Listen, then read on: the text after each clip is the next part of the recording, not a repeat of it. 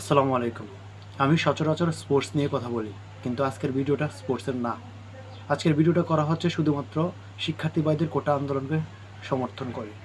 আমি আশা করব আপনারা সবাই এই আন্দোলনকে সমর্থন করবেন, তাদেরকে সমর্থন দিয়ে সাহস দিয়ে যাবেন, কেননা তাদের দাবিগুলো যৌক্তিক। 1971 সালে মুক্তিযুদ্ধ হয়েছে, আজকে 2024 সাল। তো এখানে কোনো রকমের কোনো বৈষম্য থাকা উচিত নয় বলে মনে করা যায়, কারণ এই মুহূর্তে কোনো মুক্তিযোদ্ধার সন্তান মনে হয় না যে চাকরি প্রত্যাশী আছে। আর সংবিধানে যে কোঠার কথা বলা হয়েছে, এখানেও আপনার কোনো স্থায়ী কোনো কোঠা নেই।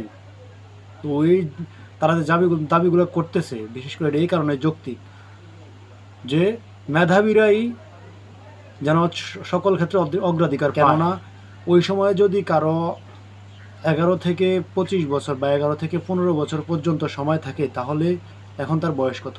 মিনিমাম 70 বছর বয়সে একজন মুক্তিযোদ্ধার ছেলে বা মেয়ে চাকরি প্রত্যাশী হতে পারে না। তো এই কোঠারও কোনো প্রয়োজন নেই।